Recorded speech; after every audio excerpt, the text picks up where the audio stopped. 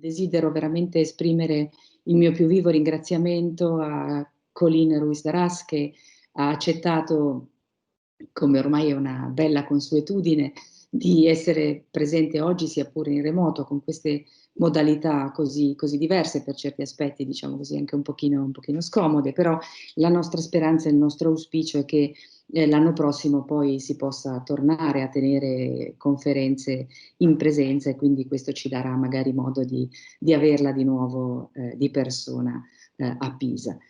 La professoressa Darras, come voi sapete, è membro del CNRS, ce lo ha ricordato poco fa, associata alla bellissima Università di Bordeaux, con la quale noi tra l'altro abbiamo come scuola normale una convenzione, ed è anche come dire, uno dei membri più attivi del progetto MNAMON, e ha già tenuto diversi seminari e diverse conferenze per noi. In particolare è una esperta dell'epigrafia preromana della penisola iberica e della Gallia, e in questa specifica occasione ha accettato di parlarci di questo suo nuovo progetto che è appena partito e che durerà, se non sbaglio, 4 anni, e quindi, diciamo, tra l'altro, appunto, trattandosi di epigrafia e trattandosi di collezioni online, sono temi che diciamo, sono particolarmente vicini anche alle linee di lavoro e di ricerca del SAET, anche in altre discipline, quindi è un confronto che ci fa particolarmente piacere da tantissimi punti di vista. Quindi per ora benvenuta, grazie, e la parola a te. Grazie mille, buongiorno a tutti. Voglio ringraziare la Scuola Normale di Pisa e il SAET, e in particolare Anna Magneto per l'invito a parlare frente a voi. Oggi mi scuso in anticipo perché devo parlare in francese e è la prima volta che faccio una presentazione così, quindi voglio parlare lentamente ma in francese. J'espère que tout le monde voit. Donc la langue dite gauloise est la langue transmise par les inscriptions que l'on trouve sur le territoire français et ses marges, un peu en Belgique, un peu en Suisse. Le corpus des textes retrouvés s'élève à moins d'1 millier de textes écrits qui nous sont parvenus et qu'on date entre la toute fin du IIIe siècle avant Jésus-Christ et le IVe siècle après. Cette langue, on ne la connaît que par fragments, j'y reviendrai, et il est probable qu'elle soit formée en réalité de plusieurs dialectes que l'on n'est pas encore en mesure d'identifier véritablement actuellement. Pourtant, cette documentation que je vais vous présenter constitue des témoignages de première main et vient donner corps et matière à ce que l'on sait des populations celtiques de la Gaule, racontées par ailleurs soit par des géographes, des historiens, voire des militaires, comme César dans la guerre des Gaules. Que cela soit sur de la pierre, comme ici à Nîmes ou à Alise, sur de la vaisselle de table, comme ici à Martigues, ou sur des fusailloles, sur des statuettes, sur aussi des documents liés à la production artisanale, ou encore des tablettes servant à des rituels magiques, ces textes sont une voie royale pour accéder au quotidien des populations et mieux comprendre la place de l'écriture dans leurs différentes activités. Et c'est pourquoi, d'ailleurs, cette épigraphie a toujours suscité l'intérêt d'un public varié, rassemblant aussi bien de simples amateurs que des spécialistes chevronnés. Une des particularités de l'épigraphie gauloise, c'est qu'elle a utilisé plusieurs systèmes graphiques pour noter cette langue en s'adaptant aux populations avec lesquelles les Gaulois étaient entrés en contact. Et c'est pourquoi on peut trouver dans le sud de la France et dans la vallée du Rhône des documents écrits avec l'alphabet grec, c'est ce qu'on nomme donc l'épigraphie gallo-grecque. Et puis, surtout à partir du tournant de l'ère, de plus en plus de documents écrits avec l'alphabet latin. C'est ce qu'on nomme l'épigraphie gallo-latine qui va après se mélanger et se diffuser et se dissoudre dans l'épigraphie purement latine. De façon bien plus ponctuelle, on connaît quelques écrits avec l'alphabet étrusque dans les contreforts des Alpes italiennes. C'est ce qui s'appelle, ce qu'on nomme l'épigraphie gallo-étrusque. Et il est arrivé de temps en temps que des individus puissent noter leur nom avec l'écriture ibérique. Par exemple, ici, hein, c'est Rune. C'était mon petit clin d'œil aux épisodes précédents. Pour le gaulois, jusqu'à présent, on disposait d'un corpus extrêmement précieux, dont je vais vous parler dans un instant, bien documenté, mais il n'existait pas de base de données en ligne, comme ça peut être le cas pour la documentation égyptienne, avec la plateforme Trismegistos, mais aussi pour des langues plus, on va dire, moins connues, comme l'Ogam, à des périodes plus tardives, comme Ogam 3D. Oups là, pardon. Ou des inscriptions pour des langues et des écritures d'attestation fragmentaires, comme les inscriptions paléo-hispaniques avec Hesperia ou les pontiques avec le Lex Leponticum. L'enjeu pour nous est donc de préparer une véritable édition en ligne des inscriptions gauloises qui servirait également d'édition de référence au même titre que ce qui se fait dans le programme Petrae pour un certain nombre de corpus latins ou grecs. Il existe des plateformes pour la documentation de la documentation du monde celtique à destination plutôt du grand public, comme celle de l'encyclopédie de l'arbre celtique ou la plateforme Codex, qui est plus orientée vers la bibliographie et d'ailleurs la documentation plus médiévale. Elle livre de très bonnes fiches, mais notre travail à nous, ça sera de proposer un renouvellement complet des connaissances sur la langue gauloise. Et nous visons à une édition majeure pérennisée des inscriptions gauloises du territoire français connues à ce jour. L'aspect informatique est ainsi donc un préliminaire nécessaire à une réflexion qui sera menée au cours du projet sur la place de l'écriture dans la société gauloise et gallo-romaine, en s'appuyant notamment sur les inscriptions sur pierre. Donc aujourd'hui, je voudrais vous présenter ce projet RIIG, on dit RIIG, pour recueil informatisé des inscriptions gauloises et qui n'est commencé que depuis janvier, donc ça fait à peine 10 mois. C'est donc un work in progress que je vais vous livrer aujourd'hui et je m'attarderai surtout sur des données techniques. Je voudrais dire que cette présentation n'aurait pas été possible sans le travail et la collaboration précieuse de deux de mes collègues, Nolwenn Chevalier et Nathalie Prévost, qui sont les spécialistes des humanités numériques de notre projet, et j'en profite pour les remercier beaucoup ici. Après une brève mise en regard de notre travail dans le panorama historiographique, je vais vous présenter l'organisation du projet, les différentes difficultés et réussites que nous avons pu rencontrer jusqu'à présent. Tout d'abord, quelques jalons pour bien situer notre projet. Après l'engouement pour la figure du Gaulois à la fin du XIXe siècle en France, galvanisé et forgé en France autour des fouilles de Napoléon III et notamment de l'iconisation de Vercingétorix comme symbole de résistance au monde germanique, plusieurs grands savants se sont penchés sur le monde celtique. Je citerai simplement les noms de Henri Darbois de Juvainville, qui a été directeur et contributeur à de multiples reprises de la revue celtique, de Camille Jullian, de Joseph Deschlet, et surtout pour la langue gauloise, peut-être un nom qui est moins connu, celui de Georges Dautin. Son premier travail sur la langue gauloise, paru en 1918, restera pendant très longtemps le seul ouvrage traitant spécifiquement de ce sujet. Par la suite, tout au long du XXe siècle, un travail de documentation a été mené, surtout dans la seconde partie du siècle, pour aboutir à la constitution de 4 grands volumes de référence sur l'épigraphie et la langue gauloise, qui s'appelle donc le RIG, recueil des inscriptions gauloises, et dont notre projet tire bien évidemment son nom. Donc ce projet du RIG a été préparé initialement sur la houlette de Paul Maret-Duval et sa parution s'est étalée entre 1985 et 2002. Il est composite, les premiers volumes ont été préparés par Michel Lejeune et traitent des inscriptions principalement sur pierre mais pas exclusivement.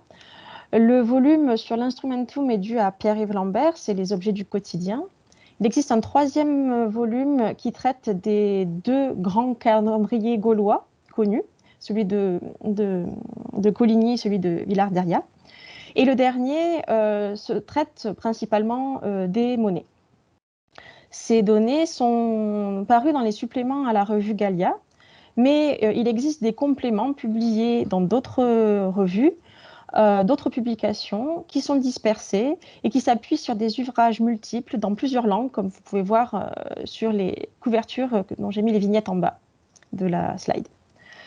L'ensemble constitue une documentation inestimable qu'il nous faut à présent rassembler, harmoniser, compléter et surtout actualiser. Et pour ça, nous avons obtenu auprès de l'Agence nationale pour la recherche le financement d'un projet Jeunes chercheurs qui a débuté donc en janvier et pour 4 années. Il s'inscrit pleinement dans la lignée du RIG et on se propose de mettre à jour et moderniser les éditions précédentes, proposer une publication renouvelée de chaque inscription avec une contextualisation précise, c'est important, de préparer une analyse sociolinguistique et de mettre à disposition une bibliographie à la fois archéologique et linguistique actualisée.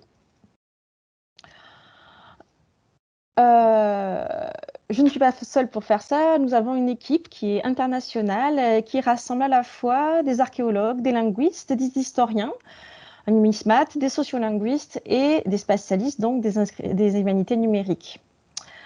En plus, donc vous avez les noms à l'écran. En plus de l'analyse linguistique, les 3 aspects qui seront privilégiés dans la création de ce RIIG traiteront précisément du contexte archéologique, de l'interprétation sociolinguistique et surtout de la datation des textes. Ces 3 éléments n'étaient en effet pas systématiquement visibles dans les commentaires du RIG et doivent être complétés ou enrichis.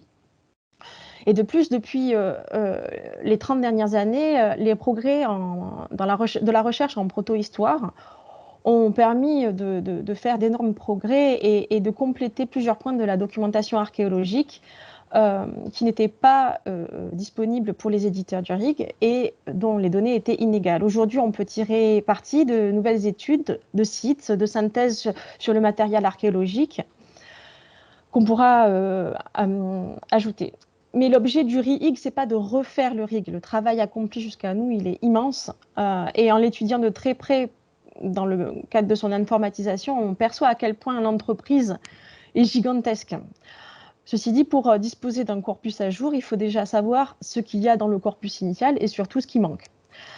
Car une des originalités de l'épigraphie gauloise, c'est qu'elle constitue un corpus dit fragmentaire avec plusieurs manques, plusieurs inconnus.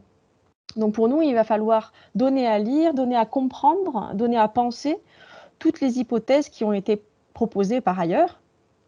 Et cette présentation des données doit être structurée de manière à saisir l'historique des recherches menées sur chaque inscription, sans négliger les différentes propositions qui ont déjà été faites pour éviter les éventuelles redites, mais aussi pour laisser ouvert le champ des possibles pour qu'au fur et à mesure de l'enrichissement des connaissances, une hypothèse se révèle peut-être plus satisfaisante qu'une autre. Comme le dit souvent Michel Lejeune, il convient de laisser les questions ouvertes et on perçoit à l'examen minutieux de ses remarques à quel point c'est la prudence qui préside à ses propos. Et en s'inspirant de lui, ce qui va présider au RIIG, c'est la conviction que la pluralité des échanges et des vérifications peut résulter d'une solution la plus solide, la plus juste possible, dont la structure du projet et la mise en forme de l'inventaire cherchent à suivre ces prérequis. Ce corpus que je vais vous présenter en partie sera directement hébergé sur un site de la TGIR Humanum et disponible également dans le programme de Petrae. C'est ce qui occupe la première année de notre projet. L'autre volet, c'est la prise en compte de tous les aspects de contexte qui peuvent être contenus, qui peuvent être connus comme le lieu de découverte pour mettre en situation l'inscription, à la fois dans le temps et dans le cadre où elle a été produite. En tout cas dans le dernier endroit où elle a été utilisée ou déposée ou même abandonnée. Donc nos 2 prochaines années seront consacrées à la vérification, à l'enrichissement de ce corpus par le biais de visites de musées, dans les DRAC, dans les SRA de France, Et c'est ce qu'on appelle, pour nous, le tour du monde, le tour du Gaule du RIIG, pour collecter la documentation archéologique, permettre une meilleure contextualisation des inscriptions et éventuellement, donc, d'ailleurs, trouver des inédits. Dans ce cadre, on pourra aussi améliorer et mettre à jour l'iconographie du RIG en prenant des photos, en faisant des prises de vue 3D, mais aussi en scannant des plans, des coupes, des rapports archéo qui seront ajoutés à la base et indexés afin de pouvoir multiplier les différentes requêtes à faire et donc tirer des conclusions conséquentes, voire d'établir de nouvelles hypothèses de travail sur l'épigraphie gauloise. À l'issue du projet, l'idée, c'est de pouvoir présenter une synthèse disponible en open access sur la place de l'écriture dans la société gallo-grecque, gallo-romaine, en prenant surtout le cadre d'une étude sociolinguistique sur les inscriptions en langue gauloise affichées publiquement dans les capitales des villes et les agglomérations secondaires, un dossier qui nous semble un peu particulier et qui semble être peu documenté pour l'instant. Il va de soi que dans un programme de 4 ans, on ne va pas pouvoir traiter l'ensemble de la documentation et on ne va pas traiter tout l'instrumentum, ça sera traité dans un cadre plus large, dans un projet ultérieur certainement.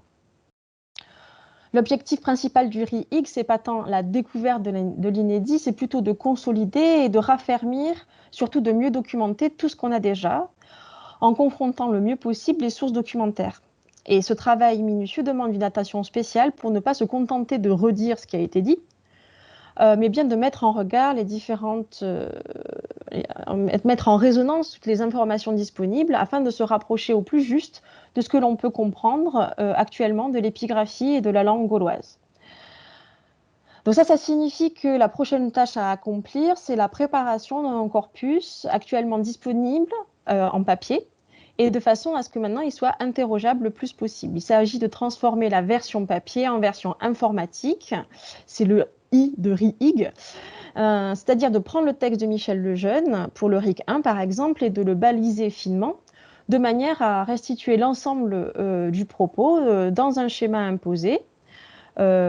C'est donc à partir du RIIG, on tente de rester le plus fidèle à l'esprit, que ce soit dans la structuration ou dans le contenu. Il s'agit d'une véritable plongée dans l'esprit de Michel Lejeune et de ses collaborateurs pour savoir ce qu'ils étaient en mesure d'affirmer ou pas. Et en travaillant dans le détail, on voit que parfois on voit la durée du temps de rédaction entre les différentes fiches, sans qu'on sache véritablement vraiment à quel moment chaque notice a été rédigée, mais il y a des variations dans la façon de donner les informations, dans la façon de renvoyer à des articles. Et comme le travail du RIG est une entreprise colossale, avec un travail de rédaction vraiment très long, avec aussi une dimension littéraire très nette de la part des rédacteurs, Lejeune évite les répétitions, par exemple, pour que le corpus soit lisible comme un ouvrage, comme un livre, pour qu'il soit lisible en continu et de façon très littéraire. Parfois, ça masque des incertitudes où il faut vraiment pouvoir préciser certaines données. Et évidemment, certaines données sont tributaires des connaissances de l'époque, du moment de la rédaction. Et comme nous, on sera à un moment donné obsolète à un moment donné pour nos successeurs. Donc tout ça, il faut en tenir compte. Et ce travail de bascule entre le RIG au RIIG, c'est ce qu'on a fait cette année, et c'est le travail principalement de Nolwenn Chevalier et de Nathalie Prévost. On a suivi pour ça un schéma d'encodage qui est celui de l'XML TEI Epidoc. Alors l'XML, c'est une recommandation du W3C, c'est un langage de balisage pour les documents. À l'intérieur, il y a l'XML TEI qui est une recommandation d'un groupe international pour l'encodage des documents textuels en humanité numérique. Et à l'intérieur, il y a le TEI XML Epidoc qui est une recommandation de spécialistes et de chercheurs pour l'encodage des documents épigraphiques. Donc l'XML TEI Epidoc propose comment encoder les différentes caractéristiques des documents épigraphiques en se basant sur les concepts de base de l'édition scientifique de texte. Ça permet donc de suivre de bonnes pratiques en termes d'édition numérique, et Epidoc fournit un schéma, le schéma Epidoc, qui permet un cadre de base pour la présentation et l'encodage des données. En plus, l'utilisation de l'XML, ça permet de garantir la pérennité informatique de cet inventaire. Il se trouve que le programme Petrae est déjà en Epidoc, et d'ailleurs, Petrae est le premier style disponible proposé pour la transcription des données dans les guides d'Epidoc. Alors, pourquoi s'imposer toutes ces règles? Parce que bien sûr, à l'échelle d'un groupe de travail, il faut qu'on dispose d'un schéma commun et le plus complet possible qui permette l'intégration simple et bien consolidée du maximum d'informations disponibles. Alors, l'équipe que je vous ai présentée tout à l'heure, elle est internationale. On travaille souvent à distance, alors encore plus avec le Covid, mais voilà, on travaille avec des collègues étrangers et il faut être sûr de pouvoir parler paradoxalement la même langue. Voilà, alors comme on ne se parle pas encore tous en gaulois, il faut pouvoir disposer d'un vocabulaire et de références communes très précises. Et c'est la raison pour laquelle on cherche autant à s'aligner sur des thésaurus pour avoir des référentiels normalisés.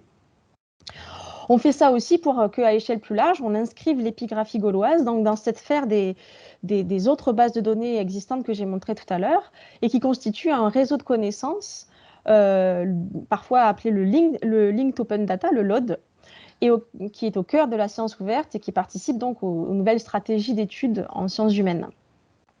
Ce principe de la science ouverte requiert justement de suivre d'autres principes, le principe FAIR. Donc, il faudra que nos données soient facilement trouvables, disponibles sur une plateforme Internet gratuitement, préparées en LOD, alignées sur des ontologies.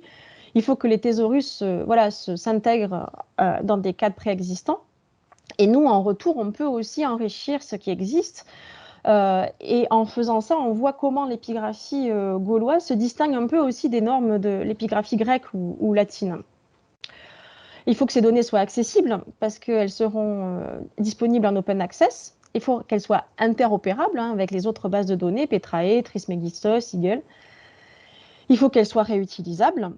Et on fera en sorte que les données soient téléchargeables, soit en XML, soit en PDF. Et ça sera pour nous l'occasion d'un renouvellement des éditions des inscriptions gauloises en temps réel.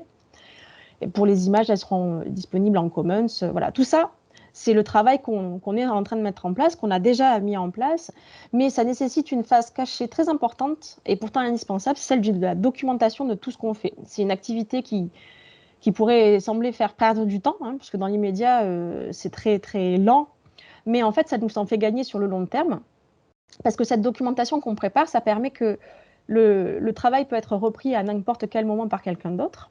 Il y a des dossiers de suivi, il y a des codes d'homogénéisation, parce que plus les documents vont être homogènes, plus on va pouvoir réaliser des recherches transversales, comparer les dossiers entre eux. Et les dossiers XML, il faut qu'ils soient propres pour pouvoir qu'à n'importe quel moment, le relais puisse être passé à une autre personne sans déperdition dans la qualité de l'encodage, dans l'harmonisation des données. Et le maître mot dans notre projet, c'est la traçabilité des informations et aussi des méthodes.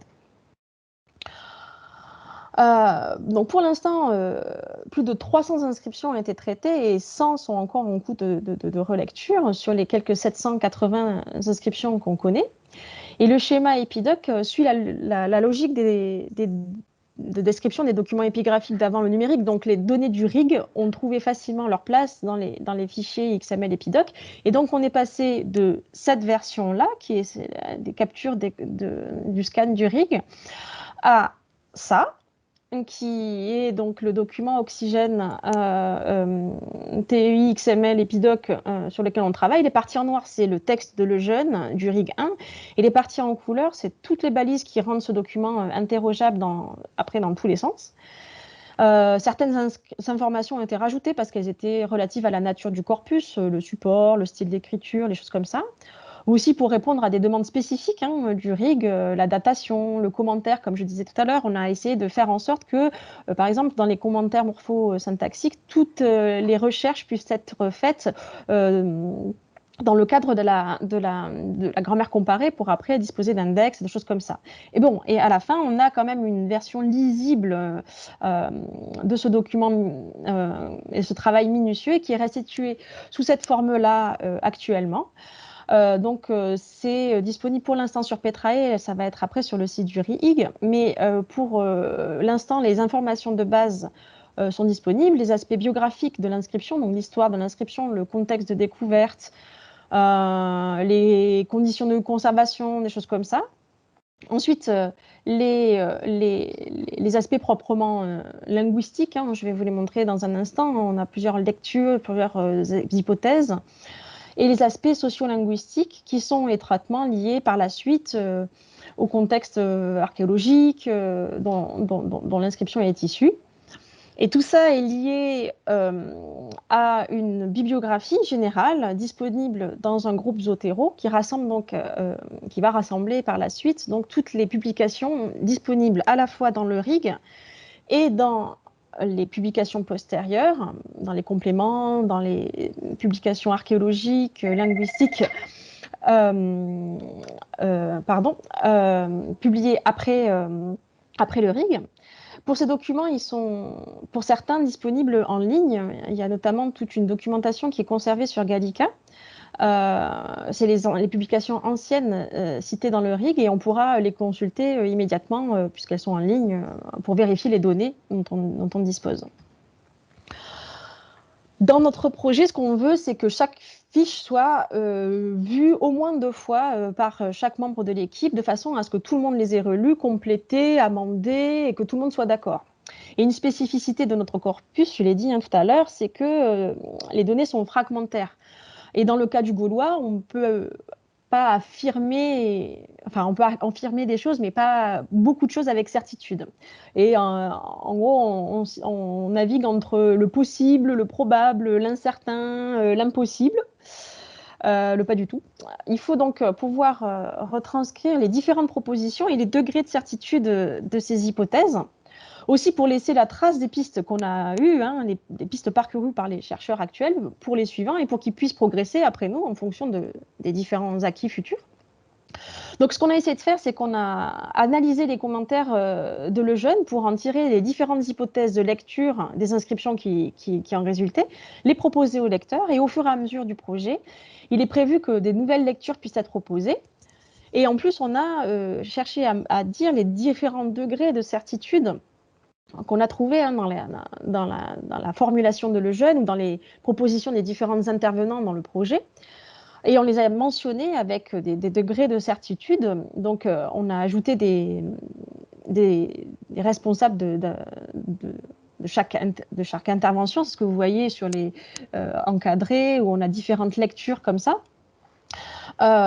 Pour qu'on puisse identifier qui est responsable de quelle proposition et aussi mieux préciser si on est plutôt d'accord, plutôt pas d'accord. Et bien sûr, à la fin du projet, à la fin de la mise en ligne du projet, on aura une lecture consensuelle validée par l'ensemble de l'équipe, hein, qui sera estampillée RIG, ce sera notre lecture officielle, mais on laissera aussi les différentes autres lectures parce que ça montre aussi l'histoire de la recherche dans ce cadre-là. Alors bon, bien sûr, on est nombreux, on a tous chacun des nuances de lecture ou d'interprétation. Il faut quand même que le document à la fin il soit lisible et que ce soit clair et qu'on s'y retrouve. Mais ce qui il me semble important de montrer, notamment dans la construction d'une réflexion et d'une équipe, c'est de montrer voilà, toutes les possibles. Et ce qu'on a cherché à faire, c'est de proposer aux lecteurs, hein, aux visiteurs, aux différents visiteurs du site, aux chercheurs, avec différents niveaux d'entrée dans notre corpus, ben à la fois un peu l'atelier, hein, avec l'atelier propre hein, et bien rangé, et aussi la vitrine. Donc il y aura différents niveaux comme ça de progression possible dans la plateforme, de façon à ce que chacun y trouve son compte. Enfin et surtout dans notre projet, ce qui nous a semblé important, c'est la mise en contexte des différentes inscriptions. C'est ce qui manquait un peu effectivement dans le corpus initial. C'est pour ça qu'on a cherché à rassembler et à renuméroter en fonction du site sur lesquels les inscriptions étaient trouvées les différentes données.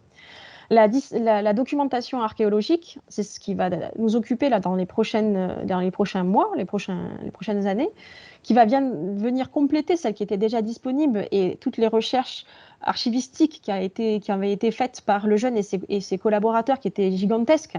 Déjà, on va l'enrichir par les différentes travaux de recherche menés dans les prochains mois et on va compléter comme ça les chapeaux des inscriptions qui sont disponibles dans les RIG.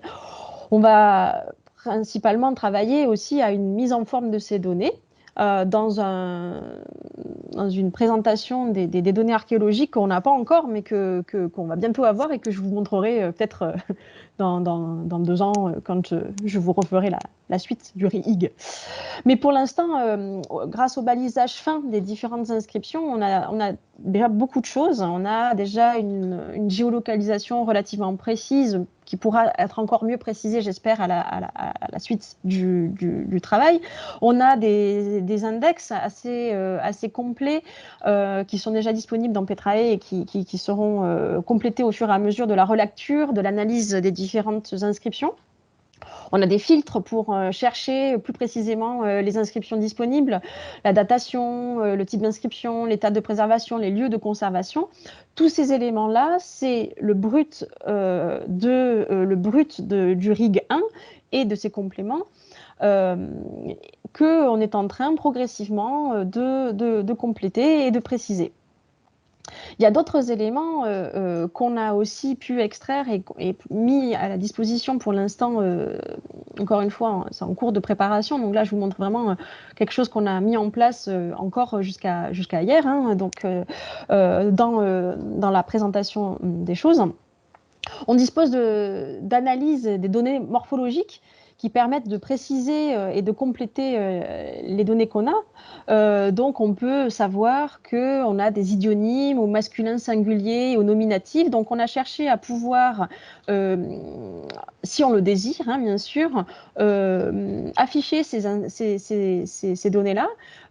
Si on veut avoir des précisions également, on a réussi pour l'instant à mettre en surbrillance, mettre en évidence aussi la paléographie, donc les tracés des lettres du RIG.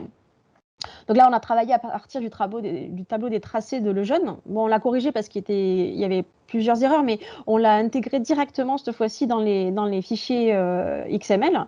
Et au fur et à mesure de la documentation iconographique des données collectées dans les prochains mois, on va pouvoir avoir des nouvelles inscriptions bien photographiées, bien précises, avec les bonnes mesures, etc. Et on pourra aller voir les images elles-mêmes, les afficher, afficher également les signes, les tracés de signes par inscription. Ces données on va les mettre sur un serveur 3IF, comme toutes les données du projet, de façon à pouvoir voilà, faire en sorte d'avoir les données les plus précises jusqu'à la lettre près, faire des mesures les plus précises possibles directement au cœur même de notre inventaire.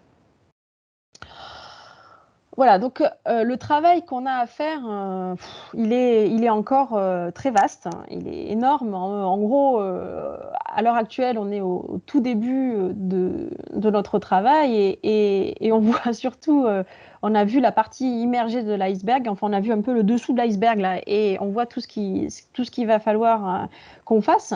Et ce que je vous ai proposé aujourd'hui, c'est qu'un aperçu hein, de ce work in progress. Mais en tout cas, on a une première étape qui est plutôt bien. On a une plateforme de visualisation des données du RIG initial et on a la certitude pour l'instant que ce RIG est disponible en ligne, qui peut être interrogeable dans tous les sens possibles.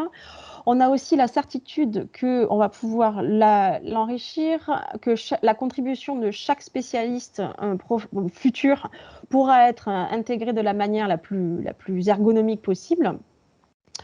On a aussi, parce que on a pu traiter déjà de la pierre et aussi différents éléments d'instrumentum. On a des tablettes en plomb, on a de la céramique, on a des inscriptions rupestres, on a plusieurs cas de figure comme ça qui nous laissent la certitude que si on a d'autres nouvelles inscriptions, on va pouvoir les intégrer dans la base de données. Avec le balisage déjà des 300 premières, on a suffisamment de fichiers XML qui serviront d'exemple ensuite pour enseigner au mieux les différents inédits qu'on pourra avoir.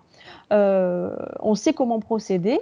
Et on pourra ensuite vérifier les inscriptions, collecter des données dans les différentes archives, relire, réinterpréter, depuis les séquences linguistiques qu'on peut lire, mais aussi des dossiers IP graphiques plus vastes, en faisant par exemple des comparaisons par phase chronologique, par main, si on arrive à bien déterminer des mains de scribes, mais aussi à partir de contextes archéologiques plus similaires ou des choses comme ça. Bref, tout ça pour montrer que le travail en amont de balisage permet voilà, un croisement le plus multiple des données, justement pour renouveler le travail et la recherche sur cette langue d'attestation fragmentaire qui est le gaulois.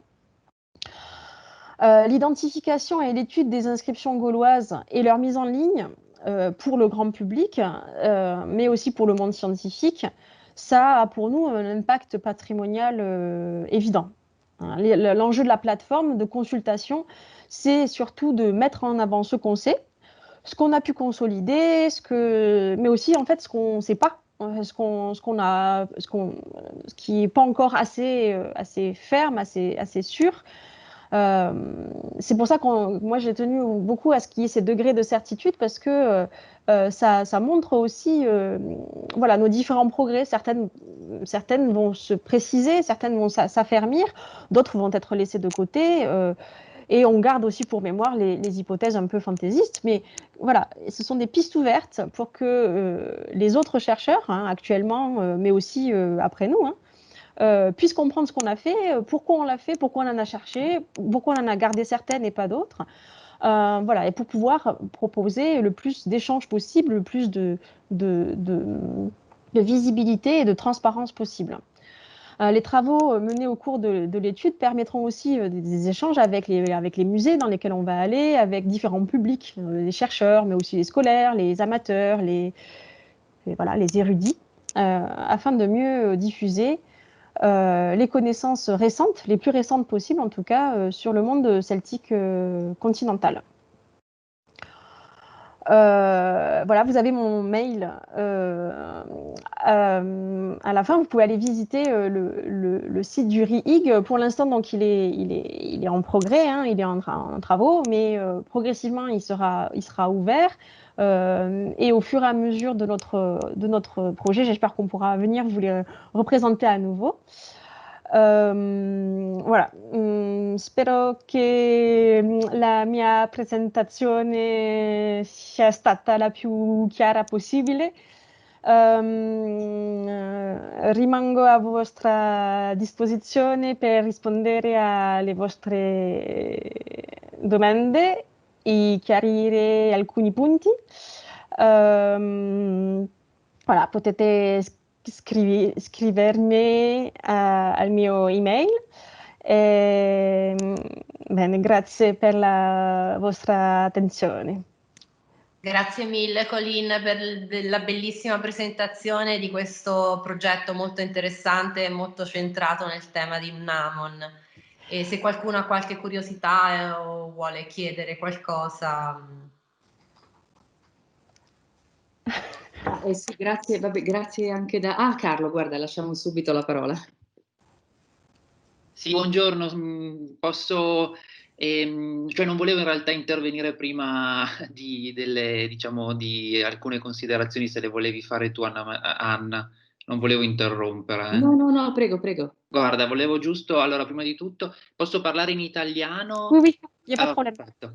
Allora, grazie infinite per questa chiarissima e appunto interessantissima presentazione. Io avrei 3 domande da fare. Una, diciamo, che riguarda quello che hai già detto, e solo che volevo essere sicuro.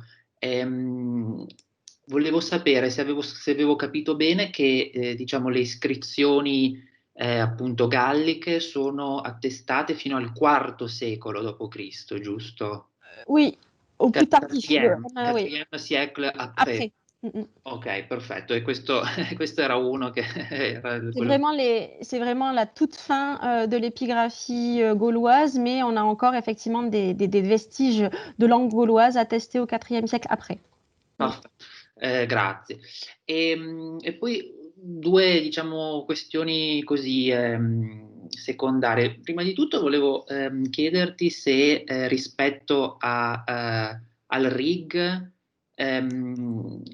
che appunto hai detto ci sono 780 iscrizioni appunto catalogate, voi pensate che se ne possono aggiungere, cioè avete già cominciato a trovarne altre? Diciamo, è un corpus che andrà ad allargarsi, insomma, alla fine del vostro progetto, o più o meno, insomma, come quantità, insomma, rimarrà più o meno Al finale. Ah, je sais pas, esatto.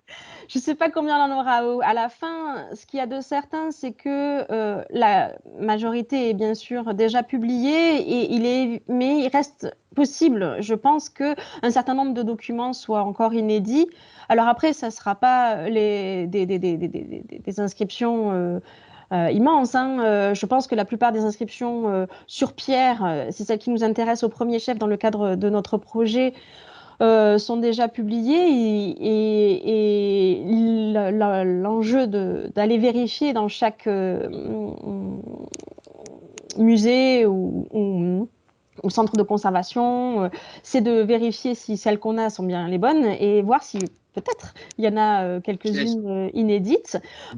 L'idée aussi, et moi j'y tiens beaucoup, c'est de pouvoir être en dialogue avec le maximum de personnes possible, avec un souci de transparence le plus grand possible, pour que justement il n'y ait pas de soucis avec des gens qui seraient frileux ou qui n'auraient pas envie de partager ces données. Nous, on est vraiment dans une idée de partage le plus large possible, tout en gardant quand même le souci de bien indiquer à qui appartient chaque inscription, à bien noter les droits de propriété par rapport au musée ou par rapport aux collectivités auxquelles appartiennent les données.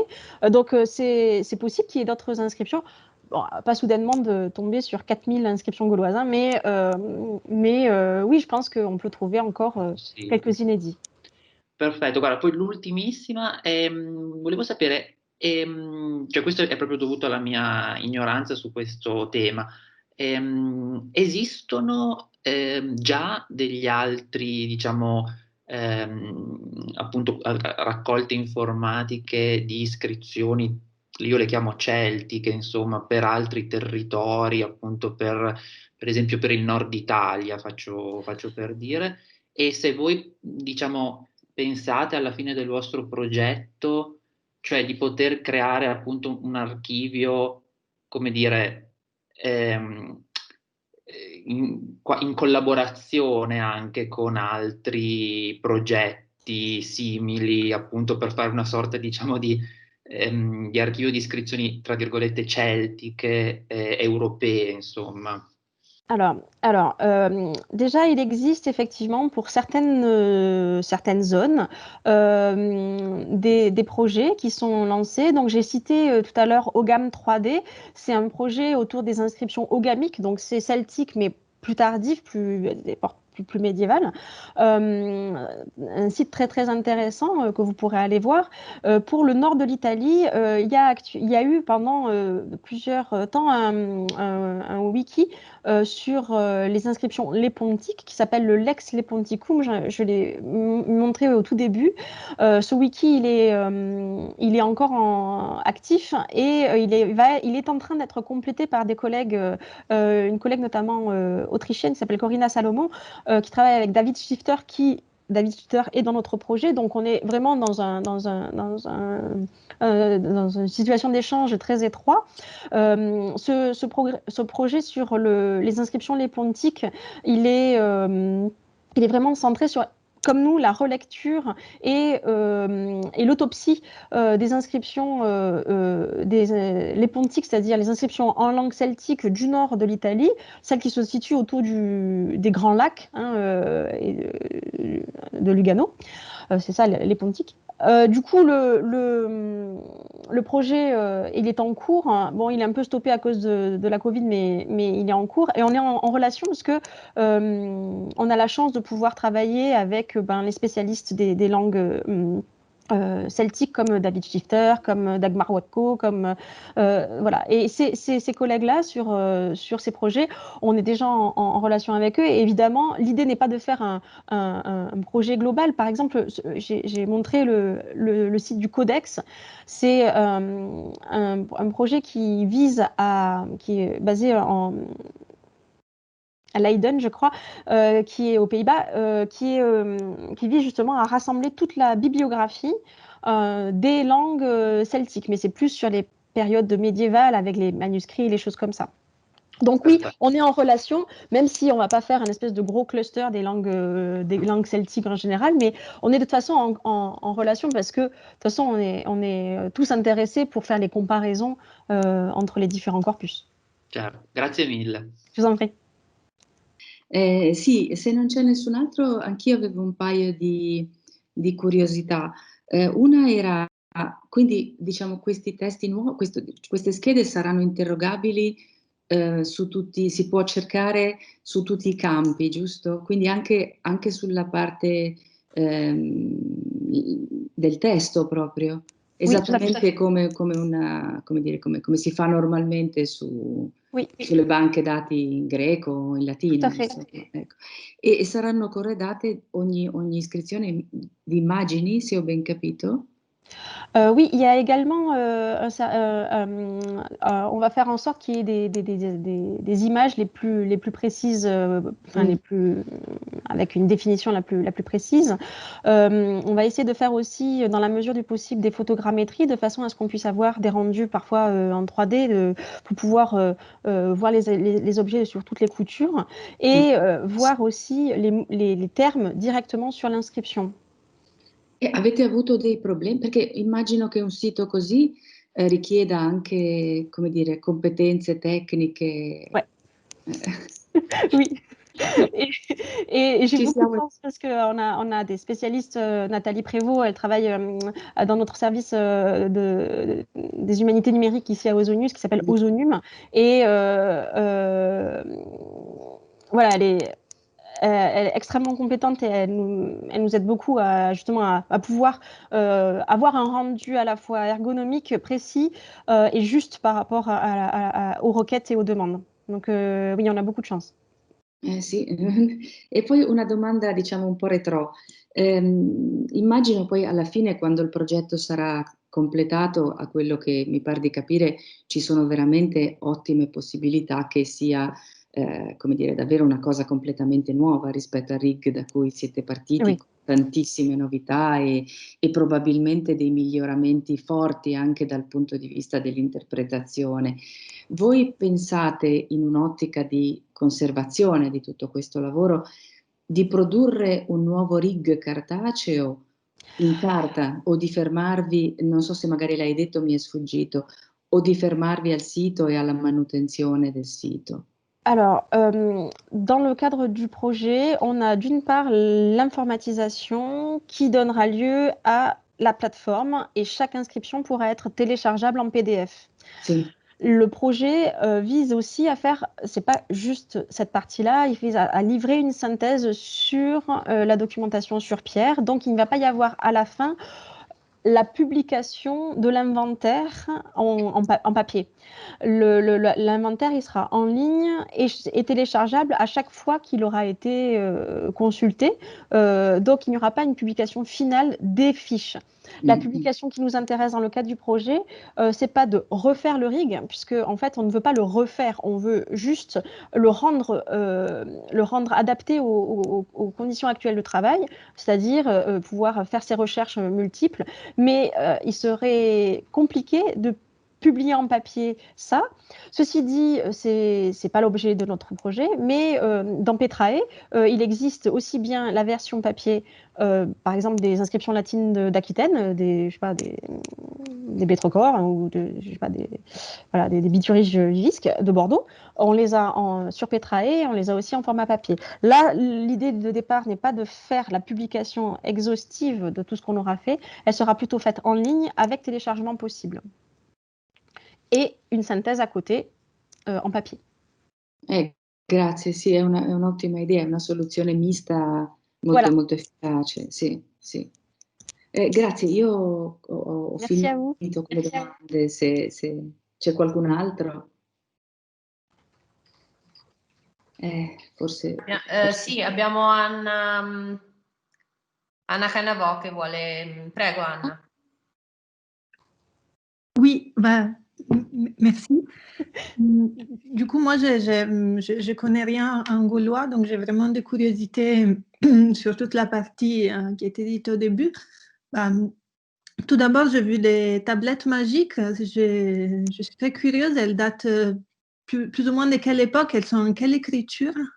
Alors, c'est du latin cursif. La plupart du temps, ça date du 2e, 3e après Jésus-Christ.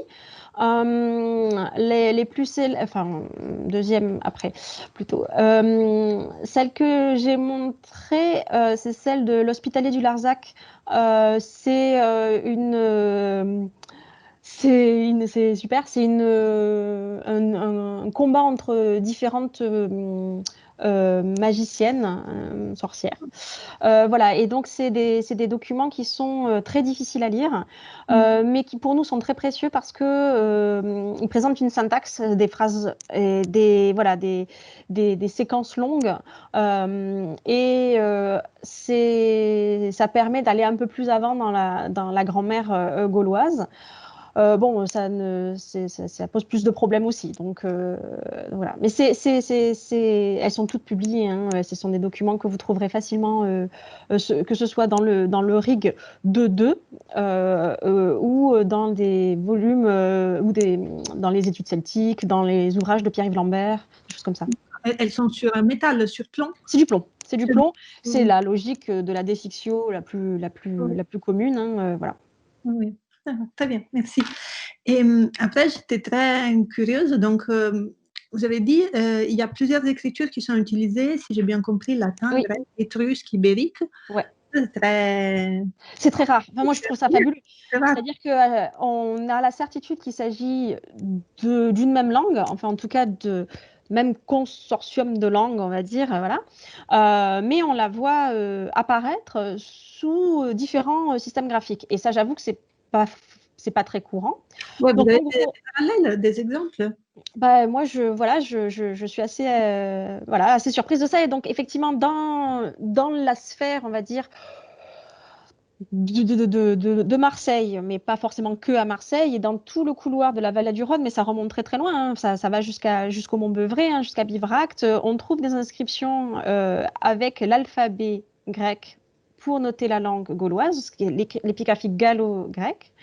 Et avec des petites variations localement. Puis effectivement, après, ça se diffuse plus avec le gallo-latin. Et effectivement, alors donc nous on va pas le traiter le gallo-étrusque parce que ça ouvre à d'autres réflexions, d'autres problématiques. Mais il y a quelques inscriptions dans le nord de l'Italie. Quand je vous dis quelques, il y en a 5, hein, donc voilà.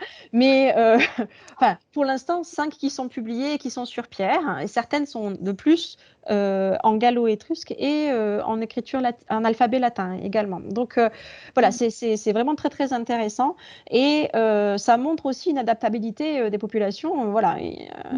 À jongler entre différents... Alors, il n'y a que quelques inscriptions où il y a à la fois une inscription en gallo-grec, en gallo-latin, avec aussi un petit mot, par exemple, en grec. Ça existe, c'est à Genouilly, dans le Cher, à côté de Bourges, c'est fou. Super, oui. Et une toute dernière question très bête. Vous avez, en fait, la majorité de vos documents, du coup, en contexte de provenance connue. Il n'y a pas beaucoup d'objets sans provenance. C'est compliqué, ça dépend de la nature du support. C'est vrai que là, pour l'instant, on s'occupe principalement des pierres. Il y a des pierres qui sont connues anciennement, et là, les contextes archéologiques sont souvent perdus, il faut l'admettre. Mais on va travailler à préciser, en fait, par différents recoupements, on va pouvoir, j'espère, et j'en suis quasi sûre, qu'on va pouvoir préciser la provenance de certains documents. Mais le travail de Lejeune, qu'on constate, est juste gigantesque par rapport à ça. Il a réussi à préciser des points qui sont assez incroyables, mais bon, on en manque, hein. Pour ce qui est des inscriptions sur céramique, on a plus de certitude, et de toute façon, maintenant, en fait, même si un site n'est pas très bien connu, on dispose actuellement d'un faisceau de sites archéologiques autour, par exemple, du site de découverte, qui sont mieux connus parce que tout simplement, les recherches archéologiques ont progressé. Et donc, alors, on n'a pas la datation spécifique de tel site, mais on a un faisceau de découvertes autour qui sont bien documentés, qui vont permettre de recerner, recadrer, repréciser les choses. Donc voilà, ça va demander un gros travail de recollement et de comparaison et de vérification des contextes. C'est ce qui nous attend prochainement. Donc voilà. Merci beaucoup. Merci beaucoup. E dunque allora stavo guardando, ci sono altre domande? Mi pare di no. Anto, che dici? Allora possiamo anche forse fermarci qua. Io ringrazio veramente ancora tantissimo Pauline, magari ci sarà anche occasione di confronti diciamo, per la realizzazione anche dei progetti che sono in corso alla scuola, insomma, diciamo, ci sono questioni che interessano noi tutti per qualunque progetto informatico, dal punto di vista così della gestione del dato scientifico, della soluzione del problema tecnico, e poi speriamo davvero ci sia un'occasione non troppo lontana di rivederci anche di persona. Diciamo. E un applauso virtuale, credo. Certo, assolutamente. Assolutamente, sì, Grazie mille. No, grazie a te, e dunque speriamo a presto, insomma, in bocca al lupo per questo bellissimo progetto. Crepi lupo.